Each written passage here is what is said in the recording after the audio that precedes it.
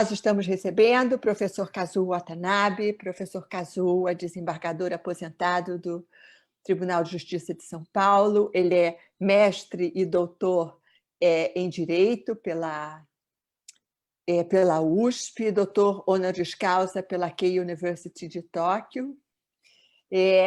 A maior motivação de tê-lo conosco no dia de hoje é o fato de eu considerá-lo um dos idealizadores da Resolução 125 do Conselho Nacional de Justiça. Nós já integramos alguns trabalhos coletivos juntos, e, professor Kazuo, o microfone para o senhor dar boa noite, e, a partir daí, eu vou provocar a nossa conversa com algumas perguntas.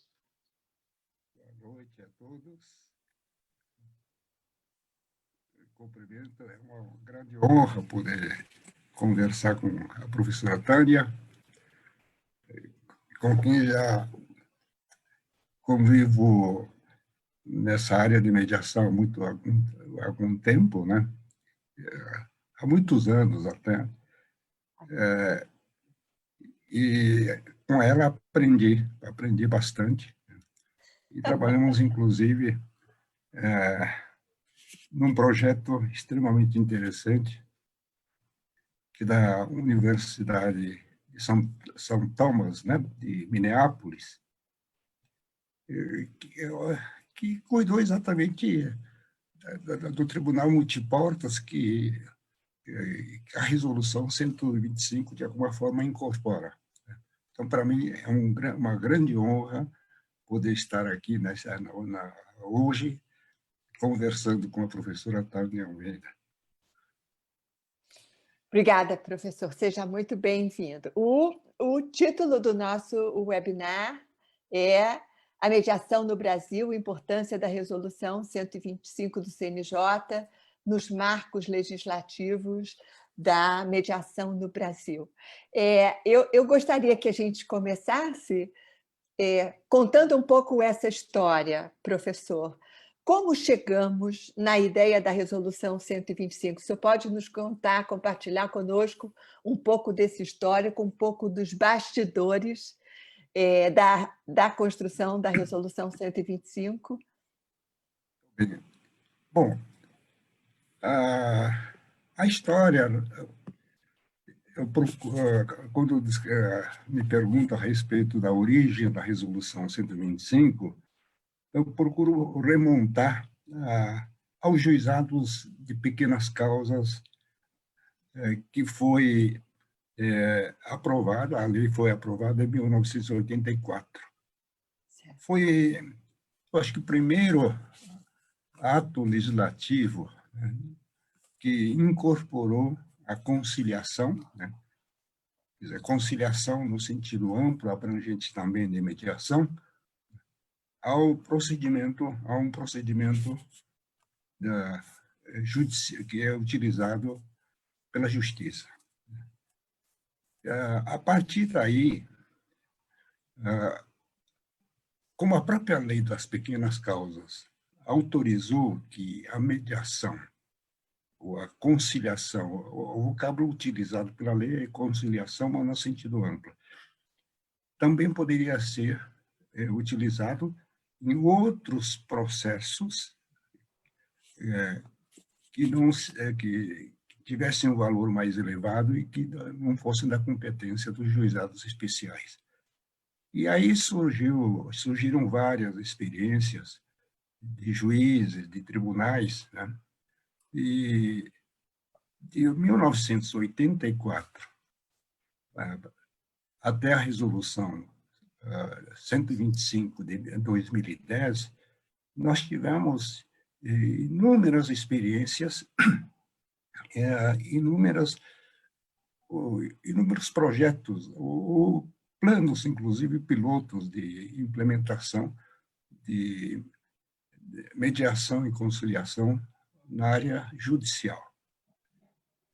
Na área privada, eu não sei como se desenvolveu a conciliação.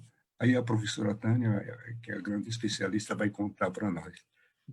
Pois bem, Em São Paulo, por exemplo, em 2003, nós, quando digo nós, no instituto que nós criamos aqui em São Paulo, que é o CBPEG, Centro Judiciário de Estudos e Pesquisas Judiciais, ali desenvolvemos um estudo sobre gerenciamento de processo. Isso ocorreu logo após a visita que fizemos aos Estados Unidos para conhecer o sistema de mediação na região no estado da Califórnia. Visitamos São Francisco, São Diego e Los Angeles. Mas o que me impressionou bastante nessa visita, além, evidentemente, da própria mediação, né, utilizada pelo judiciário americano, o instituto chamado Case Management, né, que é traduzido como gerenciamento de processo, mas, na verdade, cuida muito mais de gerenciamento de casos, case no sentido de conflitos, de casos. Né? Okay. E os americanos utilizam a mediação com esse objetivo mais amplo no processo. Né? E, com isso, procuram estimular muito as soluções amigáveis, e nas soluções amigáveis, normalmente, eles conseguem pacificar os conflitantes, resolvendo não somente aquele conflito judicializado, como outros relacionados a esse conflito. Então, Case Management é um instituto extremamente importante no sistema americano. Aí nós tentamos reproduzir a experiência no CBPEG.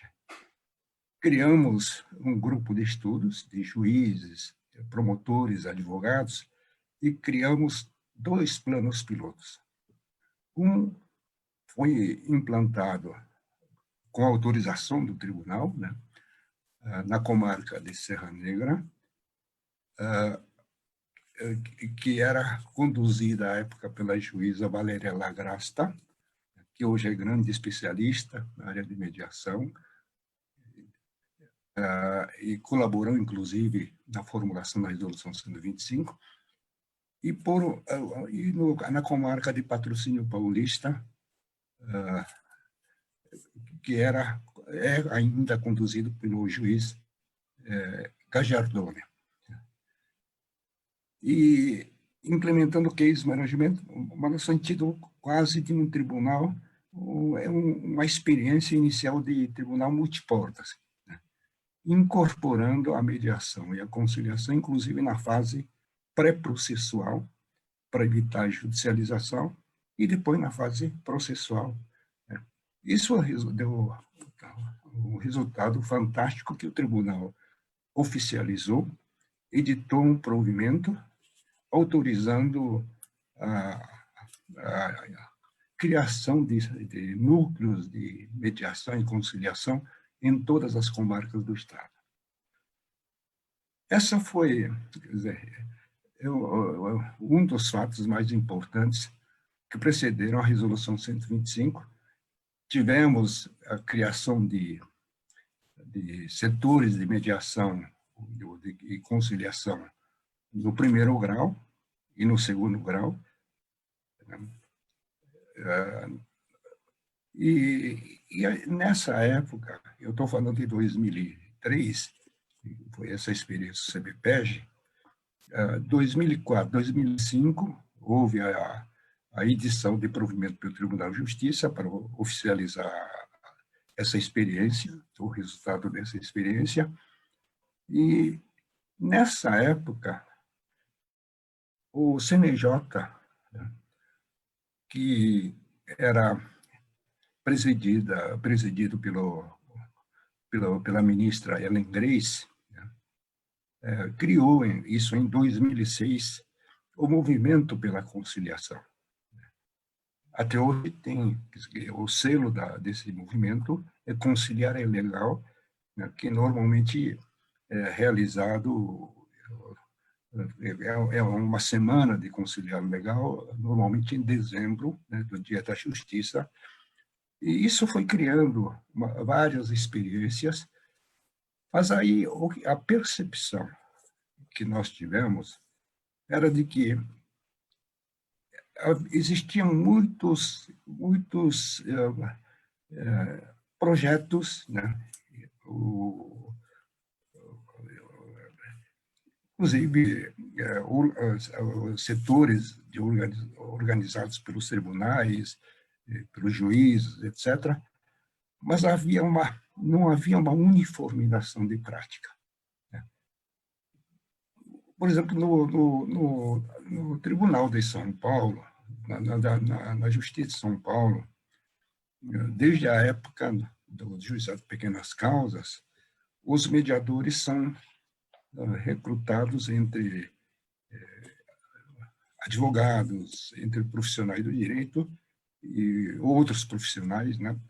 Mas de forma voluntária, enquanto outros estados procuraram organizar procuraram profissionalizar, criando a figura de juiz leigo, por exemplo, Rio Grande do Sul, Paraná, eu acho que Rio também, né?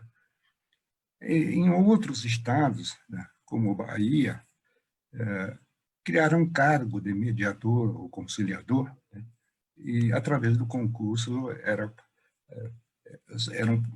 são providos esses cargos, quer dizer, o mediador, o conciliador são funcionários, vamos dizer, do tribunal. Enfim, havia uma série de práticas e havia necessidade de uma certa uniformização. Essa foi a primeira percepção que motivou a Resolução 125. E mais,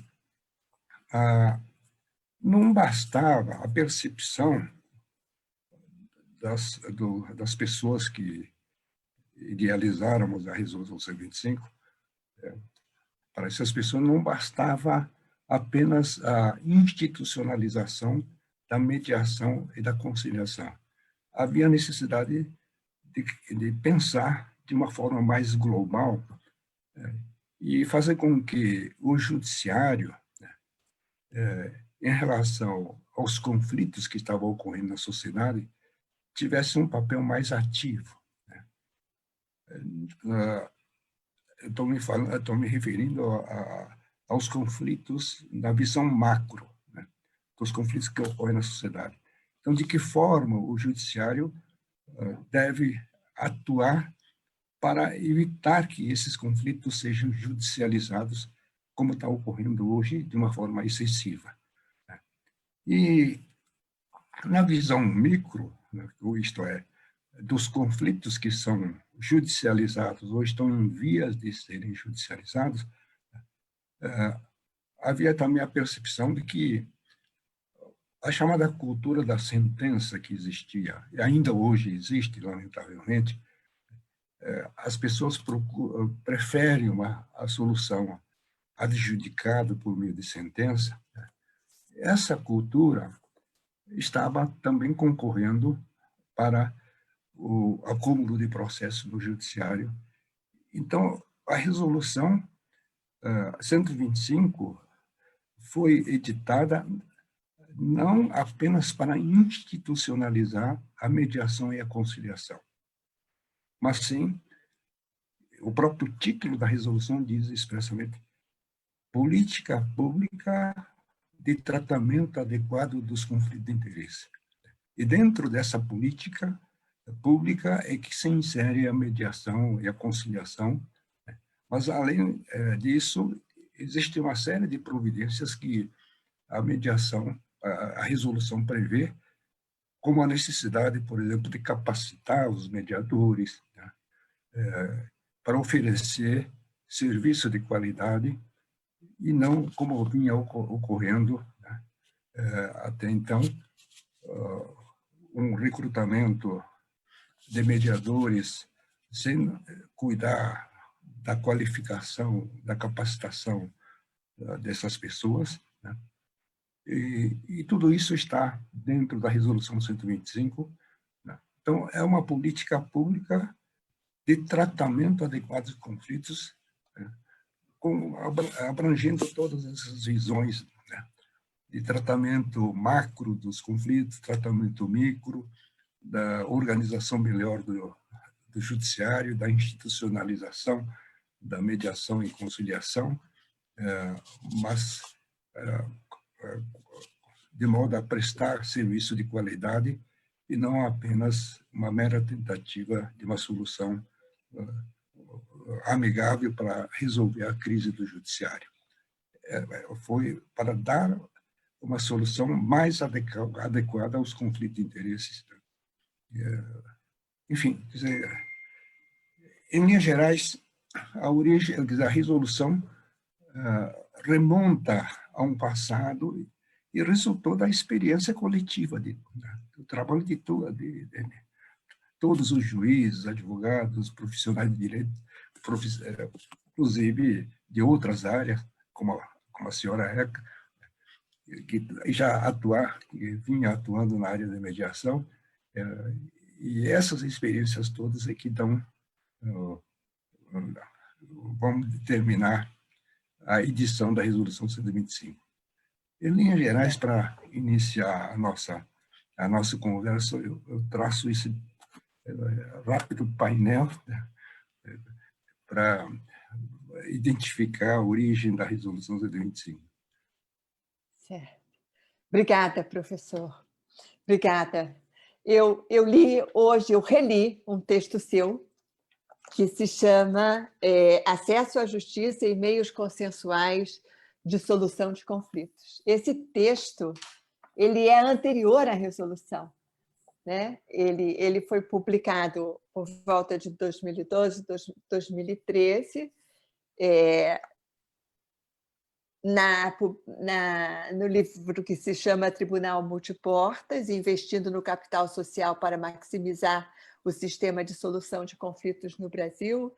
Mas o que me encanta é o fato desse texto ser anterior à resolução e dele contemplar expressões que, do meu ponto de vista, são marcantes na resolução. Nesse seu texto, nós encontramos expressões como solução adequada de conflitos, conflitos de interesses, meios consensuais, que eu acho um primor essa expressão, porque tirou a mediação da alternatividade, como era mencionada até então. Fala da adequação de soluções à peculiaridade do conflito. Professor, essa ideia é muito contemporânea. A tendência mundial hoje é o princípio da adequação. Não é o conflito que tem que se adequar ao método, como acontecia antes, mas são os métodos que precisam vestir adequadamente os conflitos. E isso estava lá no seu texto já. Nos ajude a entender, por favor, essa inspiração, especial inspiração. Lá já estava a mediação como política pública. Eu não conheço outro país que tenha mediação como política pública. Eu só conheço o Brasil com mediação como política pública. Então, acho que são preciosidades da Resolução 125, eu assim sempre me refiro quando dou aula a respeito, mas essas preciosidades já estavam contempladas num texto seu anterior à resolução. Bem, evidentemente a política pública, a que faz referência à resolução, é política pública do judiciário, né? na política pública judiciária, né? Então, quando fala em a mediação como um instrumento de política pública, está se referindo à mediação praticada pelo Poder Judiciário, não necessariamente, né, para resolver os conflitos já judicializados, mas também para enfrentar os conflitos na fase pré-processual, antes mesmo da judicialização, e até mesmo conflitos que as partes nem cheguem a judicializar, mesmo não ocorrendo a solução, né? Essa é a primeira anotação que gostaria de fazer em relação a essa expressão. A outra, em 1987, na época da elaboração da Lei das Pequenas Causas, eu tive a honra de participar da elaboração da Lei das Pequenas Causas. Eu escrevi um artigo sobre acesso à justiça na sociedade moderna. E a conclusão a que cheguei é de que o acesso à justiça não podia ser pensado apenas como acesso aos órgãos do Poder Judiciário, mas sim acesso à ordem jurídica justa, né? Porque há muitas formas de se realizar a justiça, né? E hoje, mesmo a própria Resolução 125 leva a essa conclusão, o sistema de justiça, né, é integrado não somente pelo judiciário, mas por todas as instituições públicas e privadas, né, que, de alguma forma, realizam a distribuição de justiça, né, seja resolvendo conflitos, ou seja, até apenas orientando, né, ou informando os cidadãos em relação aos seus problemas jurídicos. Hoje, por exemplo, a gente percebe com a pandemia, muitas pessoas perderam o emprego e o governo institucionalizou, criou o auxílio emergencial, mas para receber auxílio emergencial, há necessidade de formular pedidos, né? E a Caixa Econômica e tem que atender uma série de exigências, né? Como requisitos básicos ou como apresentação de documento, perdão, atualizado. E para isso, essa camada mais humilde da população não tem, às vezes, nem sabem de que se trata tudo aquilo. Às vezes são populações, são cidadãos que estão em situação de rua, né?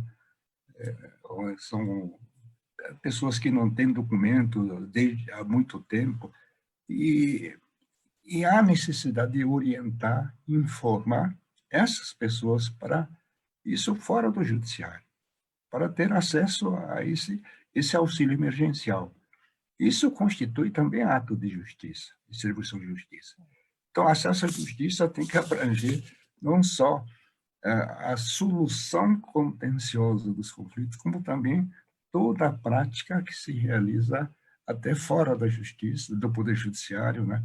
E então eu coloco dentro do sistema de justiça hoje não só o judiciário, como também o Ministério Público, a Defensoria, a própria OAB, as instituições privadas, como a Câmara de Mediação, Arbitragem, e também mesmo órgãos governamentais como o PROCON, né? PROCON, Poupa Tempo, né?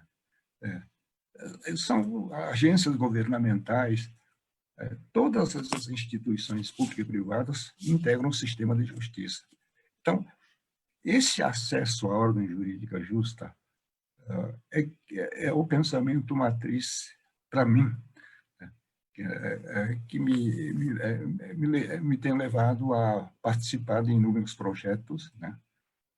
Inclusive na formulação da Resolução 125, dando uma abrangência maior até ao próprio papel do judiciário, né? Por exemplo, o Sejusc, que é uma célula dessa política pública, para a implementação dessa política pública, que está na Resolução 125, tem que ter pelo menos 3 sessões, né, no mínimo, da solução consensual pré-processual, antes da judicialização, o setor de mediação, conciliação processual e setor de informação e orientação. Esse setor de informação e orientação, eu reputo da maior importância, né, para que o SEJUSC, essa política pública instituída pela Resolução 125, tenha realmente uma efetividade, né, e tenha êxito pleno. Então, a origem dessa expressão, pelo menos em relação à minha parte, remonta à época dos juizados, época em que nós começamos a pensar no problema do acesso à justiça numa perspectiva mais ampla, né? Certo. Eu tenho também fico muito feliz. Eu tenho, assim, eu acho a Resolução 125 um primor, porque eu vejo nela a política pública, eu vejo nela uma sequência virtuosa que engloba solução adequada de conflitos, conflitos de interesses, métodos consensuais, adequação da solução ao conflito. E vejo ainda a preocupação com o que eu entendi deve ter sido para atender o que o senhor chamou de uniformização da prática, porque a própria resolução contempla parâmetros para a capacitação, uma preocupação que já estava nesse seu texto que eu mencionei originalmente. Eu me lembro que, à época, tínhamos muita preocupação com a chegada desse método na nossa cultura e que os cursos de finais de semana já caracterizassem que um conjunto de competências e de habilidades estariam atendidas para atuar como mediadores. Então, essa parametrização da capacitação dos mediadores eu computo muita importância, e juntando com o que o senhor disse agora da ordem jurídica justa, eu acho primoroso o conjunto que o senhor categoriza como ordem jurídica justa, que é método adequado, método tempestivo e método efetivo, né? O senhor pode conversar um pouquinho conosco sobre essa inspiração e sobre essa ideia? Bem, na verdade, além das pequenas causas, como já disse, permitiu que a conciliação, né, fosse feita sob a supervisão do juiz, mas efetivamente realizada pelo conciliador. Mas a grande, talvez, eu não digo que seja uma falha, mas uma certa imperfeição desse sistema consistia em não preparar o conciliador, em não qualificar o conciliador.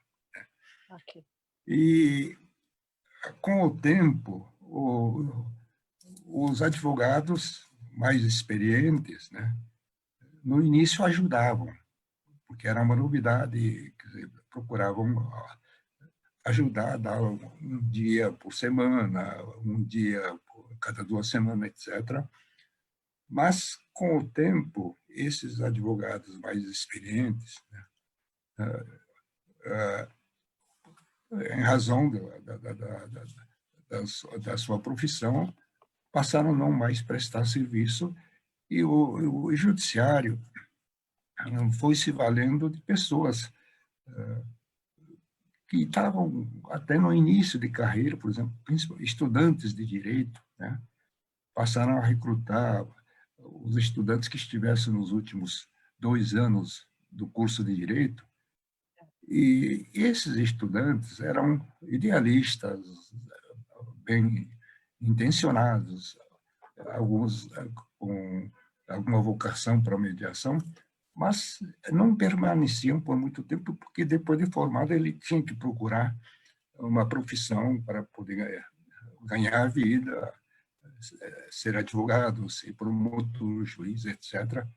E havia uma certa rotatividade muito grande de mediadores, e isso, quer dizer, mostrou que havia necessidade de uma política pública, né, voltar-se para essa qualificação melhor das pessoas que iriam atuar nessa política pública de tratamento adequado de conflitos. Daí, a resolução expressamente disse: somente poderão atuar como conciliador ou mediador pessoas que se qualificassem e tivessem um treinamento e fossem se aperfeiçoando permanentemente, porque o mediador e conciliador, a senhora é mestre nisso, quer dizer, se forma ao longo da vida, né? Quer dizer, não é porque recebeu um diploma depois de um curso que a pessoa já é um profissional completo. Ele é profissional qualificado após receber a certificação, mas a vida, quer dizer, a prática é que vai qualificar melhor cada mediador ou conciliador, né? Então, o próprio resolução diz a necessidade de qualificação e também um aperfeiçoamento permanente. Quer dizer, essa é a exigência. Agora, se a senhora perguntar, esses objetivos estão sendo plenamente cumpridos, né, atendidos, eu tenho algumas informações de que há ainda uma certa deficiência, que há número insuficiente de mediadores e conciliadores, principalmente porque a resolução traz o princípio de que o trabalho de mediador e conciliador deve ser remunerado. Mas essa remuneração é que está difícil de o judiciário conseguir a fonte de custeio, né? Cada estado está procurando resolver a sua maneira, porque o CNJ, né, estabeleceu um certo critério para fixação da remuneração, mas deixou a cargo dos estados encontrar as fontes de custeio. E está difícil de encontrar essas fontes de custeio. O Estado de São Paulo, por exemplo, chegou a aprovar uma lei, mas o governador vetou a fonte de custeio daquela lei, e aí ficou sem sentido essa lei.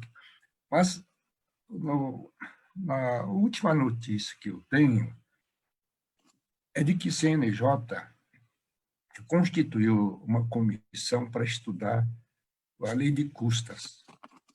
Quer dizer, a lei de custas cada estado, em relação à justiça estadual, né, a cada estado edita a sua lei de custas. E como há uma disparidade muito grande de disciplina do regime de custas entre vários estados, o CNJ constituiu essa comissão para uniformizar o regime de custas, pelo menos em relação aos princípios fundamentais que devem informar o regime de custas. E eu participei, eu tive a oportunidade de estar presente numa audiência pública dessa comissão, e ali se discutiu e votou até a ideia de que nessa lei de custas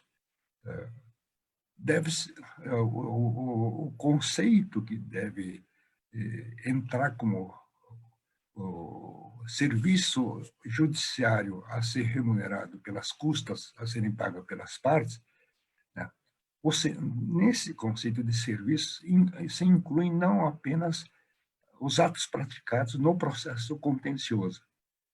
Quer dizer, deve abranger todos os serviços, inclusive os de mediação e conciliação, na fase processual ou na fase pré-processual. Então, eu tenho a impressão de que, com a aprovação dessa lei,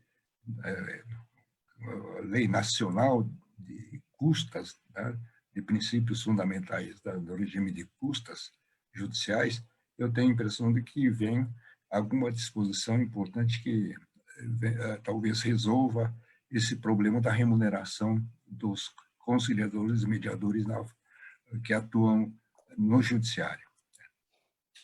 Enfim, há essa deficiência.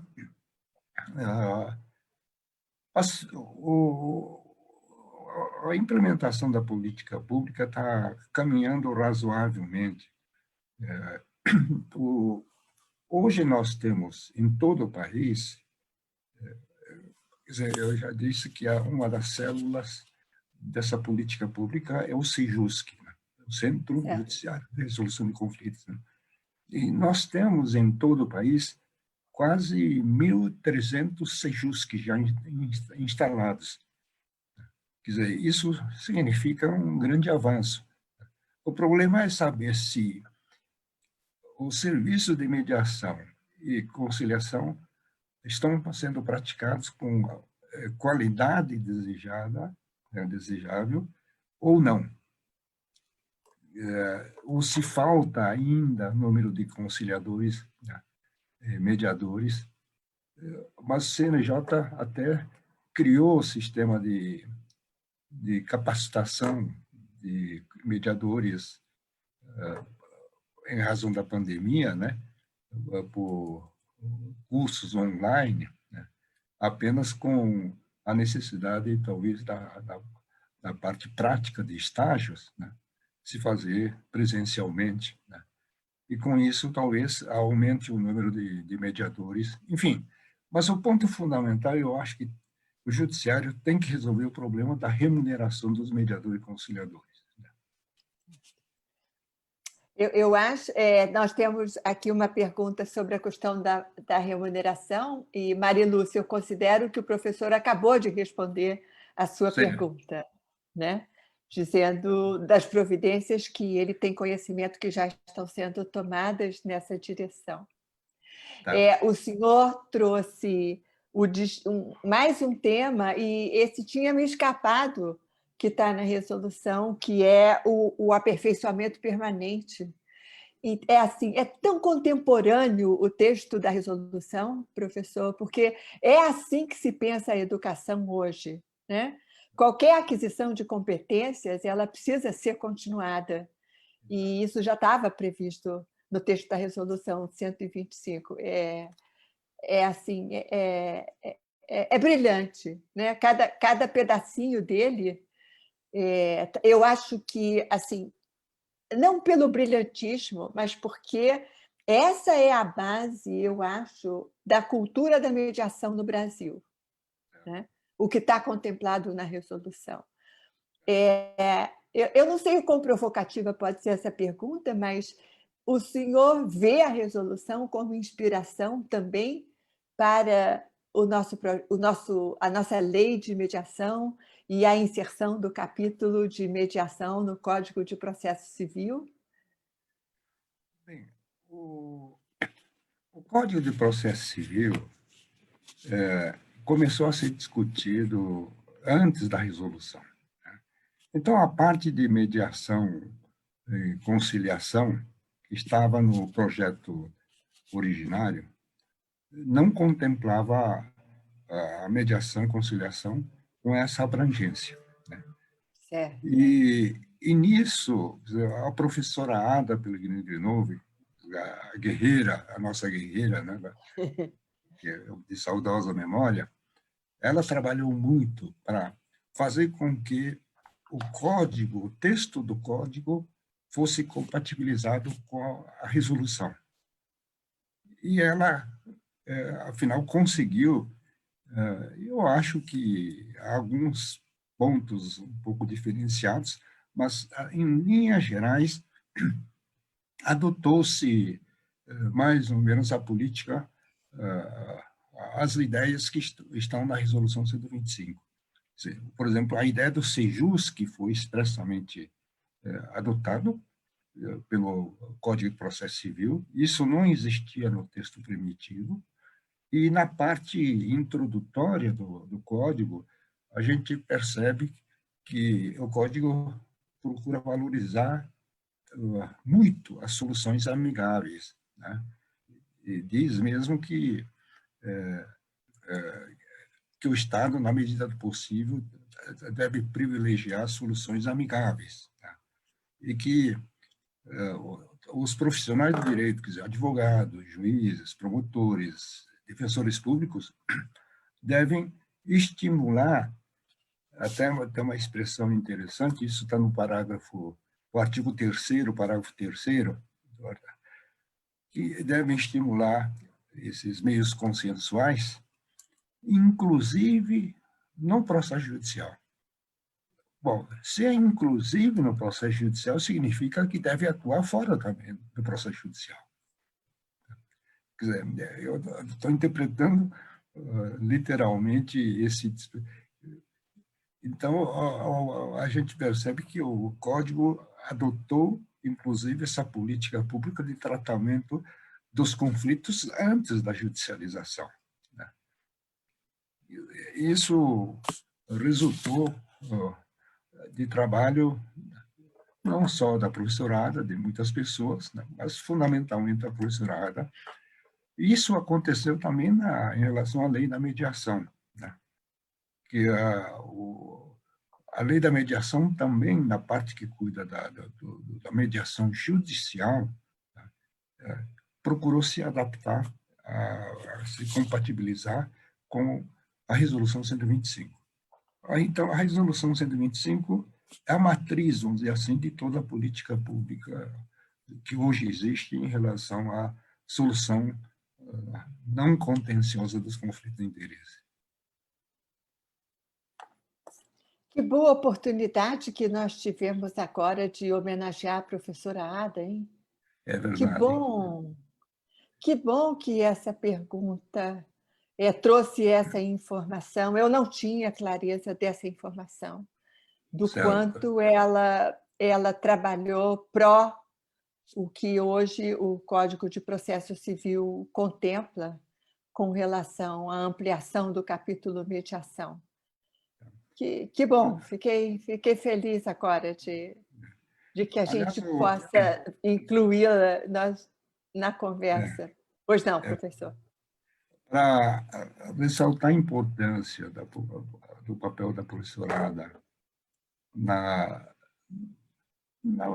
evolução, né, na adoção e na evolução dessa política de valorização das soluções amigáveis, eu devo relatar que, na origem da Resolução 125, aconteceu o seguinte: o Código de Processo Civil de 1973, né, vinha sendo atualizado topicamente em vários pontos, né? E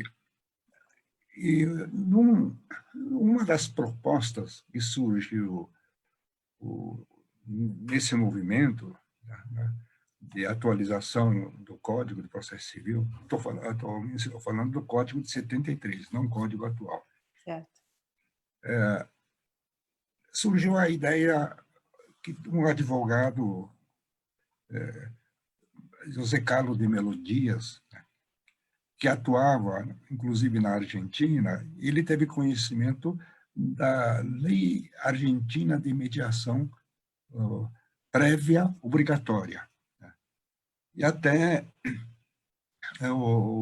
essa comissão que estava cuidando de atualizar o Código de Processo Civil constituiu uma comissão para estudar, então, a mediação, e a professorada foi, vamos dizer assim, comandante dessa comissão. E, nessa época, existia um projeto de lei em tramitação sobre mediação. Esse projeto de lei já tinha sido aprovado na Câmara, estava no Senado. Era de autoria da deputada Zulaé Cobra, né? Em cuja redação teria participado o então desembargador Peluso, César Peluso, que posteriormente ele vai para o Supremo, né? E é quem, afinal, aprovou, fez toda a força para conceber a Resolução 125, aprovar e efetivamente implementar essa política. Pois bem, a professora Ada, na comissão, eu até fiz parte, tinha redigido um projeto de lei, né? E para tentar compatibilizar, né, as ideias dessa comissão com as ideias que estavam no projeto de lei da deputada Zulaé, no Senado, nós procuramos um senador, que era o relator do projeto, e ele apresentou um substitutivo com base na proposta que nós aprovamos, né? Era um projeto até combinado com a própria comissão que cuidou da lei Zulaé, que nós chamamos de um projeto consensuado, né? Esse projeto, quer dizer, o substitutivo aprovado pelo Senado, incorporando várias ideias, algumas até foram incorporadas sem aprovação dessa comissão. Bom, de qualquer forma, foi aprovado pelo Senado e foi para a Câmara. Voltou para a Câmara porque houve modificação no projeto primitivo. E no projeto primitivo, aliás, na Câmara, esse projeto aprovado pelo Senado, houve uma nota técnica do CNJ dizendo que havia inconstitucionalidade em alguns dispositivos. E o que aconteceu? O deputado, relator do projeto, na Câmara, né, engavetou e estava demorando. E a professora Ada diz, olha, nós temos que pensar em entrar com recurso, conversar com o deputado relator, etc. Mas, nessa época,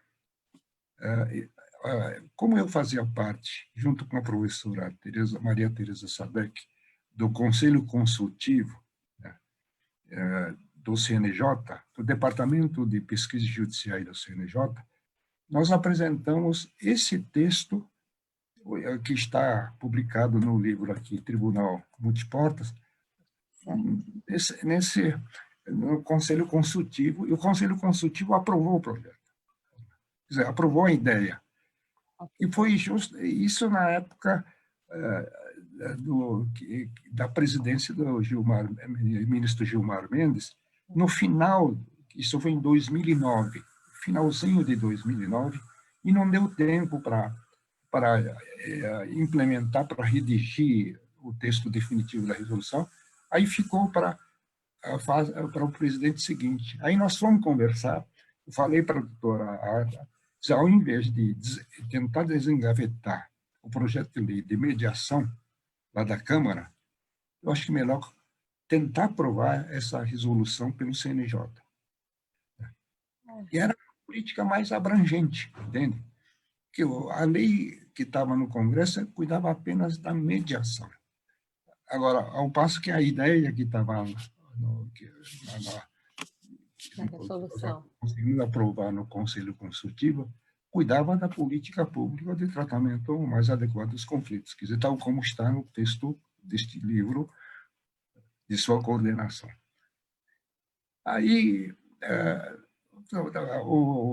no FONAME, né, no Fórum Nacional de Mediação, FONAME, né, a ideia foi aprovada, fomos conversar com o ministro Peluso ficou encantado com as ideias e disse, vai ser a minha plataforma. E no discurso de posse dele, ele menciona exatamente essa ideia. E aí, quando ele assume a presidência, já nomeia uma comissão A comissão foi presidida pela conselheira Morgana, né? E foi isso no ano de 2010, fez parte dessa comissão a juíza Valéria Lagrasta e outros, várias pessoas, ministro Buzzi, enfim. E saiu a resolução. Então, de uma, eu digo, espécie de derrota ou de uma dificuldade, né, nós passamos para uma ideia melhor, entende? Então, a Resolução 125 tem essa história interessante, quer dizer, talvez, se fosse aprovada essa lei no Congresso, nós tivéssemos ficado apenas com a mediação judicial. Entende? Como houve dificuldade, conseguimos fazer com que se fosse aprovado um projeto mais amplo, que é exatamente esse da Resolução 125. É alguma coisa assim que são caminhos tortos, né? A gente vai... Os melhores objetivos são alcançados, né? Ou objetivos mais completos ou mais complexos são alcançados. Professor, nós temos 5 minutos. Eu queria lhe dizer, nesses 5 minutos, do prazer de recebê-lo, e eu queria dizer, compartilhar com todos o quanto a oportunidade de tê-lo contando essa história nos faz entender e realizar o caminho evolutivo percorrido por essa semente que se chamava mediação e que hoje é árvore, né? As histórias nos ajudam a fazer uma leitura evolutiva. Então, eu agora quero, para terminar, levar o senhor para o futuro, porque eu quero usar da sua capacidade visionária, né? Como foi no caso de todos esses movimentos que o senhor contou, o que falta a gente fazer? Qual é o nosso dever de casa nesse momento, né? Quais são suas aspirações, inspirações? Como deseja ver a mediação no futuro do Brasil? Olha, a primeira coisa, quer dizer, eu tenho um grande receio de uma utilização indevida, né, dessa resolução, dessa política pública, porque a utilização indevida de muitos institutos tem feito com que uma ideia boa desapareça, né? Por exemplo, eu devo dizer que os juizados especiais cíveis que nós temos hoje não tem nada a ver com o juizado de pequenas causas. A ideia de acesso facilitado ao cidadão comum foi utilizado, né, como os juizados especiais hoje são uma forma de judiciário resolver a crise de desempenho, a sua crise de desempenho, a forma de como reduzir o estoque de processos, tudo isso. Mas a ideia básica de acesso do cidadão comum à justiça deixou de existir. Só para mostrar exemplo, a lei das pequenas causas dizia expressamente: só pessoas físicas podem ter acesso a juizados especiais. Esse princípio foi relativizado para permitir que microempresas, pequenas empresas, os empreendedores também pudessem ter acesso. Que pessoa jurídica, que chama OCIP, de Organização Civil de Interesse Público, né? E aí nós sabemos que muitas instituições, como universidades, por exemplo, são OCIP, e essas instituições utilizam o juizado contra o cidadão comum, para cobrança de mensalidade, cobrança disso. Então, desapareceu aquela ideia. E eu não quero que a resolução seja utilizada indevidamente, né? Okay. Que essas ideias básicas que estão na resolução sejam mantidas com fidelidade e que a gente implemente cada vez mais os sejusques, aperfeiçoem as qualidades dos serviços de mediação e conciliação, mas não utilizar para reduzir o estoque de processo, porque a implementação correta dessa política pública vai trazer como consequência a redução dos conflitos judicializados, mas não pode utilizar para realizar mutirões, por exemplo, para reduzir o estoque de processo. Quer dizer, esses cuidados é que nós devemos ter para evitar que uma boa política pública desapareça. Isso aconteceu ao longo de toda a história. Por exemplo, no Império nós tínhamos uma política pública extremamente interessante, que era a conciliação prévia obrigatória. E dizia, para esse fim haverá juiz de paz.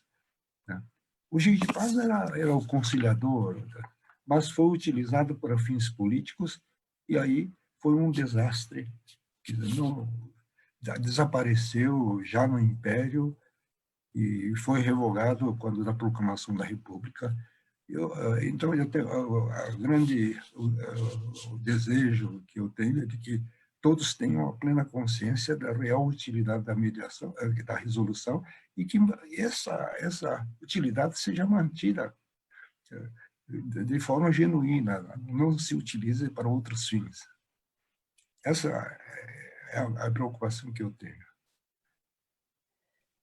Professor, eu preciso lhe agradecer.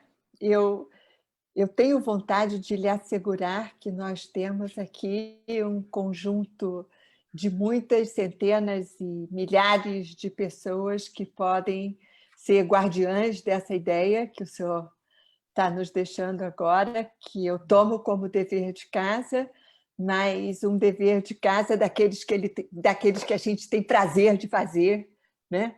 Porque vai trazer benefício para todos, e especialmente porque uma das coisas que eu acho mais importantes na prática da mediação é o alcance social e a repercussão social, né, que o diálogo entre pessoas pode alcançar, resolvendo questões objetivas, mas também preservando relações sociais e relações contratuais. Então, eu quero deixar a última palavra com o senhor, mas quero garantir que haverá milhares de nós cuidando desse dever de casa. Eu primeiro quero agradecer essa tremenda honra que eu tive de poder trocar, fazer um bate-papo com a professora Tânia. E eu saio desse evento com mais convicção, mais segurança de que essa política pública realmente terá continuidade, né? Certamente, quer dizer, pode haver uma tentativa aqui acolá de uma utilização indevida, mas como muita gente está se juntando para realmente implementar corretamente essa política pública, eu acho que a coisa vai se manter. Há exemplos, por exemplo, de legislações boas que não deram certo, ou pelo menos foram desfiguradas, mas há outras, como o Código de Defesa do Consumidor, por exemplo, que se mantém, né? Apesar de editado em 1990, há 30 anos atrás, eu acho que se mantém uma ideia aceita pela população e defendida pela maioria da sociedade. Então, acredito que a resolução também, em relação à resolução, vai acontecer isso. Eu sinto que as pessoas, cada vez mais, em número maior, né, que apoiam e entendem a resolução, eu acho que isso é a garantia, vamos dizer assim, da continuidade dessa política pública. Eu agradeço muito à professora Tânia Almeida por essa honra que eu tive hoje. A honra é nossa, professor. Eu vou pedir ao senhor, enquanto o nosso auditório, a Ana Madalena abre as portas do auditório para as pessoas se retirarem, para o senhor ficar mais um minutinho comigo, para eu lhe Muito. dar um abraço virtual de Obrigado. agradecimento, mas Obrigado. quero dizer que no bate-papo, aqui na comunicação do nosso público conosco, há muitos agradecimentos para a sua aula magna, como Muito. foi referido aqui por muitos. Muitos parabéns e muitos agradecimentos, pela sua fala, né? Pela sua fala histórica e por nos transportar do que foi a ideia da mediação ontem, do que temos hoje e o que queremos ter no futuro. Então, Ana, por gentileza, ajude as pessoas com o nosso agradecimento a finalizar essa nossa apresentação e eu fico mais um pouquinho com o professor Cazu para poder abraçá-lo virtualmente como mais um agradecimento pela presença dele conosco hoje. Boa noite a todos. Muito, muito obrigada. Muito obrigada.